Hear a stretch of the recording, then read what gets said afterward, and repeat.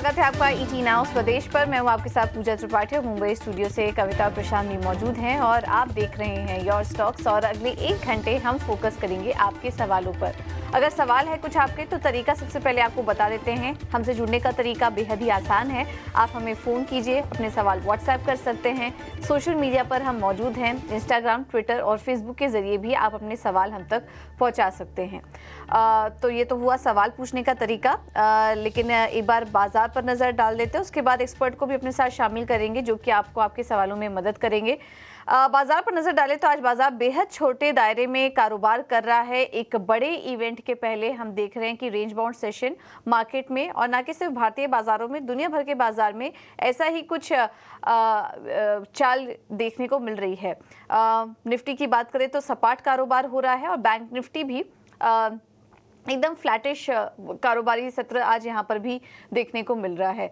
आज top gainers की बात करें तो ब्रिटानिया ऊपर है 1.25%, Divi's lab, Hero MotoCorp, Bajaj finance, Kotak Mahindra bank, ये सब हल्की मजबूती के साथ कारोबार कर रहे हैं। वहीं गिरने वाले साइड में टाटा मोटर्स नीचे है 2%, बीपीसीएल में वीकनेस है, ग्रासिम, अदानी पोर्ट्स और आयशर में वीकनेस देखने को मिल रही है।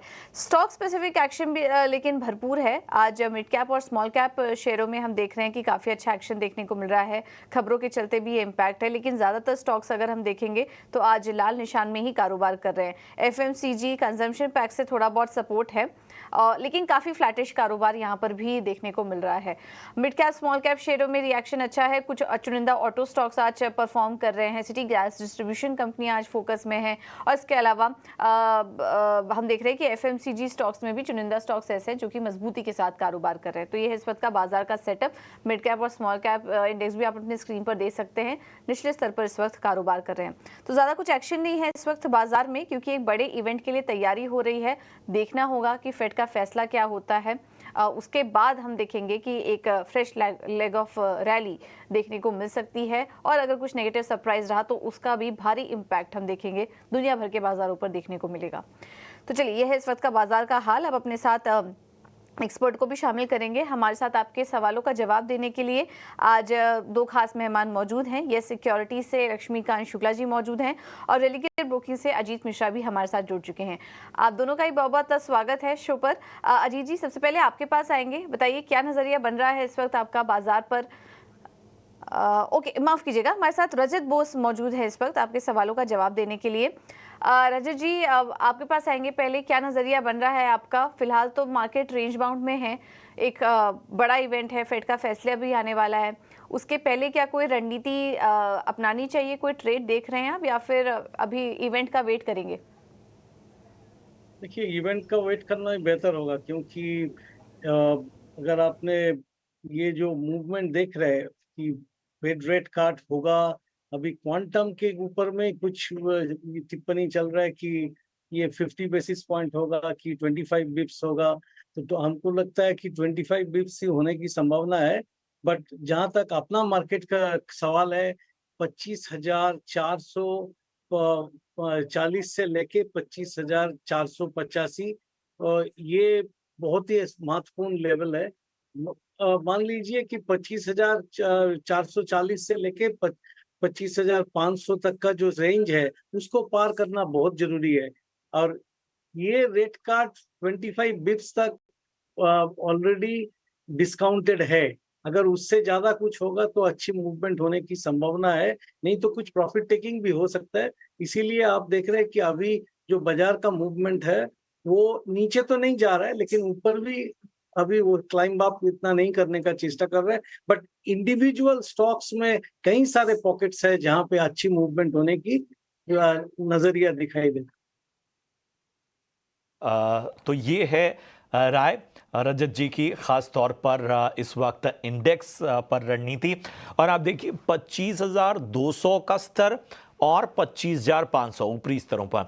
अब इन दोनों से जो दूरी है इंडेक्स की, निफ्टी की, वो कमोबेश हम बराबर ही देख रहे हैं। तो जाहिर सी बात है, जिस तरह से रजत जी ने कहा कि आपको उस इवेंट के आउटकम का वेट करना होगा, उसके इम्पैक्ट का वेट करना होगा, और तब देखते हैं कि पलड़ा जो है वो किस ओर जाता है। चलिए, अब फटाफट से आपके सवालों को शामिल करते हैं। पीयूष हमारे साथ जुड़ चुके हैं। कच्छ गुजरात से। Piyush, good morning. कच्छ बड़ी प्यारी जगह, कच्छ ऑफ रन जो है वो पूरी दुनिया में ख़ास जगह रखता है, और ख़ासतौर पे अभी जब सर्दियां शुरू होंगी ना तो बड़ा ही खूबसूरत वहाँ पर एक फेस्टिवल होता है 10-12 दिनों का। बताएं पीयूष, कैसे हैं आप, क्या करते हैं? बढ़िया बढ़िया सर, मैं बिजनेस कर रहा हूँ। ठीक है, किस तरह से मदद की जाए आपकी? एक्चुअली सर, मैंने आदित्य बिरला कैपिटल परचेस किया था। एवरेज किया हुआ है 122 नंबर ऑफ शेयर 160 रुपीज में। ठीक है, एवरेज किया हुआ है, तो क्या करें अब?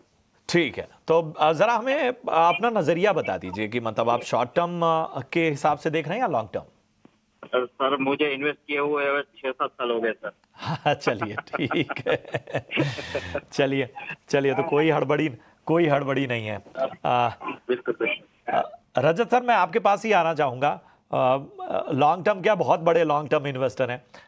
आदित्य बिरला कैपिटल, इन्होंने 160 के आसपास खरीदारी की हुई है, और इतने लंबे समय तक बने रहने के बाद जिस तरह का मुनाफा इनको होना चाहिए वो तो इनको नज़र आ रहा है, लेकिन चूंकि शेयर्स की क्वांटिटी कम है तो वो मुनाफा बहुत बम्पर मुनाफा नहीं दिख रहा है। लेकिन फिर भी आपकी क्या राय होगी, कितना समय और दिया जाए, कितना पोटेंशियल बाकी? देखिए, पहले तो उनको मैं बधाई देना चाहता हूँ कि उन्होंने एक रेयर ब्रीड का है कि जो कोई स्टॉक को लेके 5 से 7 साल तक अभी भी बैठे हैं, बहुत बढ़िया है। और जहां तक उनका जो चुनिंदा स्टॉक है एबी कैपिटल, वो अगर आप वीकली चार्ट में देखेंगे तो 5 ईयर ट्रेंड जो है वो पॉजिटिव ट्रेंड है, ये अप ट्रेंड ही चल रहा है। तो मैं तो कहूंगा कि जब तक 160, मतलब जहां पे 200 वीक मूविंग एवरेज है, वो तोड़ने से ही इनका ट्रेंड टूटेगा। अगर इनको कोई अर्ली स्टॉप लॉस चाहिए तो वो 200 के नीचे बनता है। 200 के नीचे अगर क्लोजिंग प्राइस बेसिस पे, वीकली क्लोजिंग प्राइस बेसिस पे ये जाता है, तभी इससे निकलना चाहिए, नहीं तो बने रहिए। अभी ऊपर का प्रोजेक्ट करने में कोई सेंस नहीं है। देखिए, ये ऊपर चलता है, फिर कंसोलिडेट करता है, फिर ऊपर चलता है। ऐसा तो देखिए, अभी 260 का टारगेट बन रहा है, 260 क्रॉस होने के बाद ही नया टारगेट बनाया जा सकता है। तो यहाँ पे आपको स्ट्रिक्ट स्टॉप लॉस लगाकर बने रहने की सलाह आ रही है रजत की तरफ से। हम आगे बढ़ते हैं और नैनीताल से हमारे दर्शक हमारे साथ फोन लाइन पर हैं, अभय लोहानी। अभय नमस्कार, क्या हालचाल? नमस्कार मैम। नमस्कार सर। बताइए, नैनीताल, मुझे याद है पिछले साल हम वहीं पर थे अपनी छुट्टियां बिताने के लिए, और मेरे ख्याल से जितना वहां पर जाया जाए उतनी बार कम ही लगता है, हर बार लगता है कि कोई जगह छूट गई है और देखनी चाहिए। बहरहाल अभय बताइए, क्या स्टॉक खरीदा हुआ है, किस भाव पर? इमामी है मेरे पास। इमामी है, और आपकी बाइंग रेट क्या है? 400 840, एक सेकंड, 830 रुपए। 830। 830 रुपए। अच्छा, और कितना आप इसको टाइम देना चाहेंगे? मैं 1 साल मैम। 1 साल आप देना चाहेंगे, चलिए ठीक है। जी। लक्ष्मीकांत जी आपके पास आऊंगी। पिछले 5 दिनों की हम बात करें तो यहाँ पर देखिए लगभग 13 तारीख को हमने देखा कि ये 789, और उसके बाद लगातार जो है ये नीचे नीचे जाता जा रहा है, और उसके बाद 746 ऑलमोस्ट उसी प्राइस रेंज के आसपास हम कारोबार भी करता हुआ देख रहे हैं फिलहाल। तो पिछले 5 दिनों की जो इसकी गिरावट गहराती हुई अब दिखाई दे रही है, चार्ट्स के मुताबिक और कितना यहाँ पर हम देख सकते हैं कि प्राइस गिरेगा? लगभग 8.5% के आसपास हमने देखा है, 5 दिनों में ही गोता लगा चुका है ये स्टॉक, और हालांकि इनका नजरिया है थोड़ा सा लंबा, लेकिन बाइंग प्राइस 830 है। जी, डेफिनेटली इसने एक शॉर्ट टर्म ब्रेकडाउन निचले स्तर पर दिया हुआ है, बट ओवरऑल ट्रेंड अभी भी इसका बुलिश नजर आ रहा है। जैसा कि आपने बताया इनका लॉन्ग टर्म का नजरिया है, तो मुझे लगता है कि 725 715 के जोन पर एक अच्छा क्रूशियल सपोर्ट है, तो मुझे लगता है कि स्टॉक डिफेंड कर जाएगा, तो हमें वहां से एक पुल बैक मूव दिखाई दे सकता है आने वाले समय में। तो मुझे लगता है 710 के साथ इनको होल्ड रखना चाहिए, और एक बार ये स्टॉक अपने जो उसका जो पुराना स्विंग हाई है जो कि निकल के आ रहा है 760 770 के जोन पर, तो एक बार इसके ऊपर एक बार ट्रेड करना स्टार्ट करता है तो उसके बाद यहाँ पर ये अपवर्ड स्ट्रेंथ को पकड़ सकता है, और वहां से फिर हमें 860 तक के लेवल दिखाई दे रहे हैं। सो 710 के साथ होल्ड रखने की सलाह रहेगी इस स्टॉक में।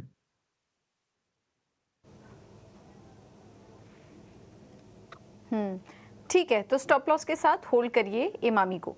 नागपुर से प्रशांत त्रिपुरे जी हमारे साथ जुड़े हैं। प्रशांत जी नमस्कार, सवाल पूछिए अपना। नमस्कार मैडम। मेरा सवाल है, मेरे पास RVNL के 40 शेयर है 37 के हिसाब से, तो मैं जी। बेचूं या फिर कंटिन्यू रखूं?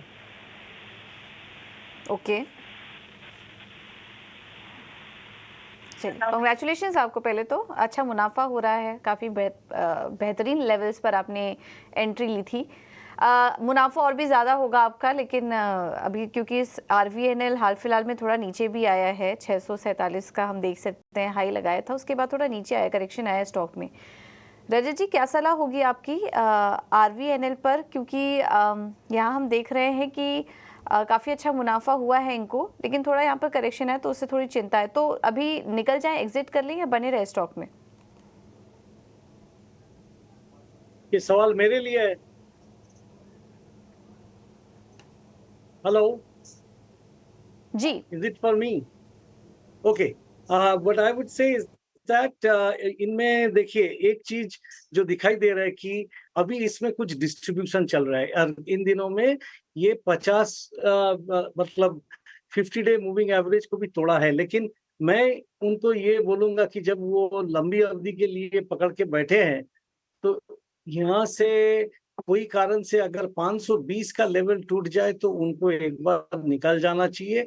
अगर ये बाउंस करता है तो भी मैं ये कहूंगा कि 575 अगर तोड़ नहीं पाए तब भी निकल जाना चाहिए, क्योंकि इसमें अभी जो डिस्ट्रीब्यूशन चल रहा है ये फिलहाल बरकरार रहने की संभावना है। तो डिविडेंड के लिए शायद रुका हुआ है, एक्स डिविडेंड होने के बाद में हो सकता है कि कुछ ये हो सकता, फिर से दोबारा बिकवाली आ सकता है। तो ये सलाह रजत की तरफ से आपको मिलती हुई, लेकिन गुजरात से धीरज हमारे साथ फोन लाइन पर हैं। धीरज नमस्कार, नमस्कार बताइए। जी। मैंने गेल लिया हुआ है, 700 है मेरे पास, और 205 एवरेज से पड़ा है। अभी मैं मीडियम टर्म के लिए समझो 1 साल के लिए मैं उसको होल्ड कर सकता हूँ। तो करंट सिचुएशन में क्या एडवाइस रहती है, उसको रखें या प्रॉफिट बुक कर लें? चलिए गेल है मेरे पास।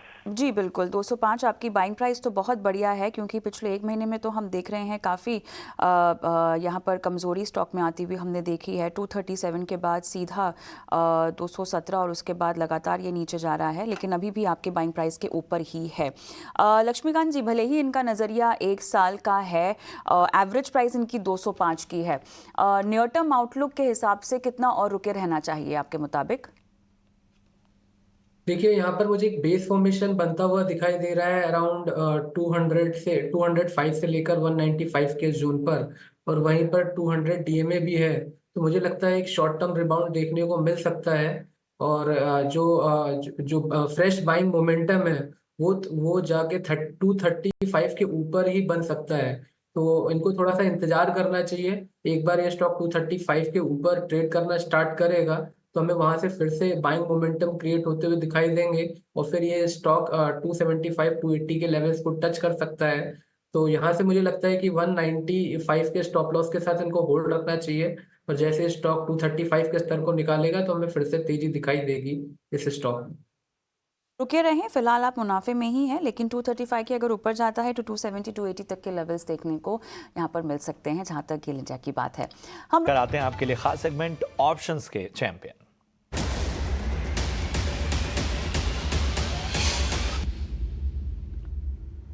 और हमारे साथ सेंट्रम ब्रोकिंग के नीलेश जैन साहब जुड़ चुके हैं। नीलेश जी गुड मॉर्निंग, बताइए ऑप्शन की रणनीति आज क्या होगी?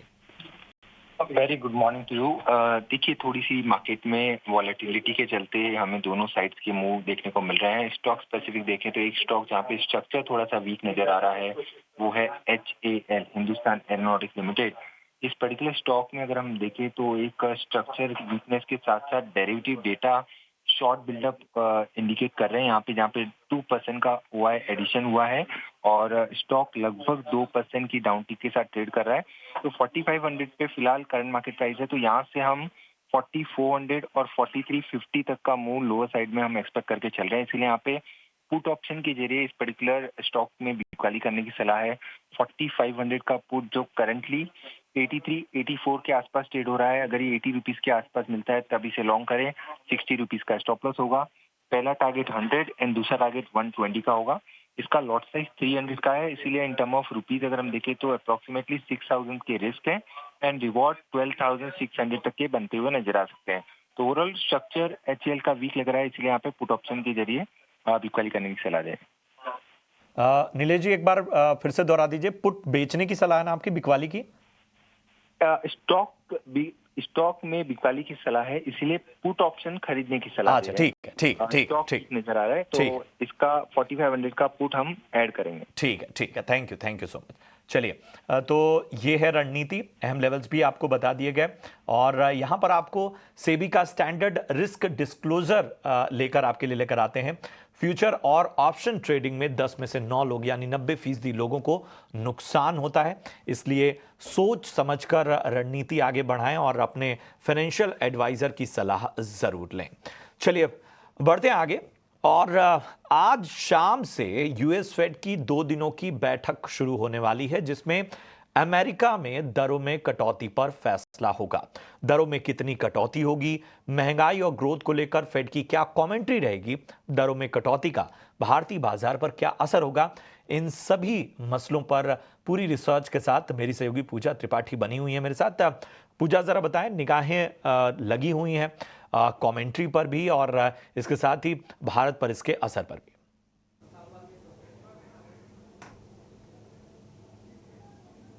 बिल्कुल, अब इस वक्त दुनिया भर के बाजारों की नज़र इस वक्त फेड के फैसले पर है। यूएस फेड के 2 दिनों की बैठक जो फिलहाल अभी चल रही है, आज माफ़ कीजिएगा, आज शाम से शुरू होगी। 18 सितंबर यानी कि कल उस पर फैसला आएगा और माना जा रहा है कि ब्याज दरों में 1/4 से आधे % तक की कटौती हो सकती है। इसके पूरे सिनेरियो बन रहे हैं। हम आपको बता दें कि 18 सितंबर 16 मार्च 2020 को आखिरी बार एक रेट कटौती देखने को मिली थी फेड की तरफ से, कोविड के चलते। उस समय कोरोना का माहौल था, उसके चलते फेड ने आखिरी बार 2020 में रेट कट किया था 1% का। उसके बाद जब रूस यूक्रेन के बीच टेंशन शुरू हुए, ग्लोबल टेंशन शुरू हुई और महंगाई की मार पड़ने लगी दुनिया भर में, तब 17 मार्च 2022 से फेड ने ब्याज दरों में बढ़ोतरी करना शुरू किया और लगातार एक बढ़ोतरी हमें देखने को मिली। पिछले 14 महीने से अगर बात करें तो दरें स्थिर हैं क्योंकि चीज़ें धीरे धीरे नॉर्मलाइज होने लगी। उसके बाद 14 महीने से दरें 5.25% से 5.5% पर स्टेबल हैं। अब संभावना काफ़ी बढ़ गई है कि इस पॉलिसी में रेट कटौती हो सकती है, क्योंकि आपको बता दें कि फेड का पिछले 1 साल से सॉफ्ट लैंडिंग पर फोकस है हाल के महीने में, लेकिन हमने देखा कि लेबर मार्केट पर भी अब धीरे धीरे असर दिखने लगा है। स्लो डाउन काफ़ी ज़्यादा दिखा। महंगाई के मोर्चे पर तो काफ़ी ज़्यादा कंट्रोल आया ही, लेकिन धीरे धीरे उसका असर हम देख रहे थे कि आर्थिक स्थिति पर भी पड़ने लगा और मंदी की एक आहट सी दिखने लगी अर्थव्यवस्था में। तो इन तमाम चिंताओं के चलते अब माना जा रहा है कि फेड ज़्यादा देर नहीं करेगा और इस बार के फैसले में पूरी संभावनाएं बताई जा रही है कि एक कटौती देखने को मिल सकती है। 6 सितंबर की बात करें, एक फेड वॉच टूल होता है जिसमें कि बॉन्ड मार्केट, बॉन्ड प्लेयर्स जो हैं उनकी एक्सपेक्टेशन आती है, आपकी स्क्रीन पर वो दिखाएंगे। 6 सितंबर तक 70% संभावना ये थी कि 50 बेसिस पॉइंट की कटौती होगी। 17 सितंबर तक यानी आज तक अब वो बिल्कुल ही उलट हो चुका है और अब करीब 33% जानकार ही मान रहे हैं कि 25 बेसिस पॉइंट की कटौती होगी। 66% जानकार ये मान के चल रहे हैं कि दरों में 50 बेसिस पॉइंट तक की भी कटौती हो सकती है। अब देखना होगा फेड की तरफ से क्या कुछ बयान आते हैं, लेकिन ये काफी बड़ा डिसाइडिंग फैक्टर होगा आगे बाजार की चाल को लेकर और भारतीय बाजारों पर भी इसका काफी इंपैक्ट पड़ेगा, क्योंकि हम देखेंगे कि ब्याज दरों में अगर कटौती हुई तो सेंट्रल बैंक भी इसको फॉलो करेगा। आरबीआई की तरफ से भी फिर एक रेट कट देखने को मिल सकता है जो अक्टूबर में पॉलिसी होगी, उसमें भारतीय बाजारों में कैपिटल इनफ्लो बढ़ेगा। एफपीआई भारतीय बाजारों में आना शुरू होंगे धीरे धीरे, हमने उनका इनफ्लो देखना शुरू भी कर दिया है। और जो रेट सेंसिटिव सेक्टर होते हैं जैसे कि आईटी की बात करें, बैंकिंग्स की बात करें, उस पर काफ़ी ज़्यादा असर देखने को मिलेगा। आईटी पर पॉजिटिव असर आता है, बैंकिंग सेक्टर पर हम देखेंगे काफ़ी मिला जुला इम्पैक्ट देखने को मिल सकता है। तो ये कुछ संभावित फैसले हो सकते हैं। अब देखना होगा कि फेड की तरफ से क्या कुछ फैसला निकल कर आता है। दुनिया भर के बाजारों की नज़र इस वक्त फेड के फैसले पर टिकी हुई है। इसके साथ साथ हम देखेंगे रेट सेंसिटिव सेक्टर्स पर इम्पैक्ट, और साथ ही कल क्योंकि आरबीआई गवर्नर ने महंगाई को लेकर एक और यहाँ पर पैंच डाला है और कहा है कि लॉन्ग टर्म में भी महंगाई को हमें देखना होगा और उस बात को भी ध्यान में रखकर घरेलू बाजार में और अर्थव्यवस्था में हम ब्याज दरों में कटौती का निर्णय लेंगे। बहरहाल ज़रूरी है कल का ऐलान और उसके बाद उनकी कमेंट्री किस तरह की निकल कर आती है। तो पूजा ने यहाँ पर पूरा किया है विश्लेषण, लेकिन हम आगे बढ़ते हैं, दर्शकों के सवालों की ओर रुख करते हैं। और यूट्यूब में बहुत दर्शक अपने सवाल डाल रहे हैं। एक गुजारिश बस आप सबसे यही है, क्योंकि कहीं हमें बाइंग प्राइस नहीं दिया गया है, कमेंट बॉक्स में नहीं लिखा है, कहीं पर स्टॉक का नाम नहीं लिखा है, तो स्टॉक का नाम, आपने किस भाव पे खरीदा है और कब तक रुकना चाहते हैं, कुछ इस तरह की डिटेल्स देंगे तो आपका सवाल हम ले भी पाएंगे और आपको सही सलाह भी मिलेगी। बहरहाल सोहेल हमारे एक दर्शक हैं और सोहन शर्मा, माफ़ कीजिएगा इनका नाम है, महाराष्ट्र बैंक इन्होंने लिया हुआ है, 6536 इनकी बाइंग प्राइस है। रजत आपके पास मैं आऊँगी, मेरे पास इनका इन्वेस्टमेंट टाइम होराइजन नहीं है, मुझे नहीं पता शॉर्ट मीडियम या लॉन्ग टर्म के ये नज़रिए के साथ बैठे हुए हैं, लेकिन कंसिडरिंग इतना बड़ा ट्रिगर है और ओवरऑल PSU पैक में भी आपकी क्या पिक्स होंगी, ज़रा बताइए। आप महाराष्ट्र बैंक का बात कर रहे हैं ना? जी रजत। हाँ, तो मैं इसमें ये कहूंगा कि देखिए, इसमें अभी थोड़ा वीकनेस नजर आ रहा है, लेकिन वो वीकनेस तभी प्रोनाउंस्ड हो जाएगा अगर वो 56 के नीचे जाता है तो। और अभी आपको कोई ऊपर की तरफ मूवमेंट देखना होगा तो इसके लिए आपको 62 के ऊपर जाने से ये ऊपर में 65 तक चल सकता है। बट एक चीज मैं आपको कहना चाहूंगा, कुछ महीनों से इसमें डिस्ट्रीब्यूशन, मतलब ये नीचे 20 रुपया से 20 रुपया के आसपास से चल के ऊपर में 70 के ऊपर गया था। अभी जो आप मूवमेंट देख रहे हैं, इसमें धीरे धीरे लोग प्रॉफिट बुक करके निकल रहे हैं इससे। तो मैं कहूंगा कि आप इस लेवल पे खरीदारी मत कीजिए, अगर है तो बने रहिए 55 के नीचे स्टॉप लगा के, और नहीं तो ये 65 के ऊपर सस्टेन करे तभी फ्रेश खरीदारी किया जा सकता है। इनकी बाइंग प्राइस ही है, तो आप कह रहे हैं कि 65 सस्टेन किया या उसके ऊपर जाए तब कुछ मोमेंटम देखा जा सकता है, वरना 55 का यहाँ पे स्टॉप लॉस लगाकर आपको रुकने की सलाह दी जा रही है। और राइट, तो योर स्टॉक में फिलहाल यहाँ पर रुकेंगे, दर्शकों के सवाल जवाब का सिलसिला थोड़ा सा हम थाम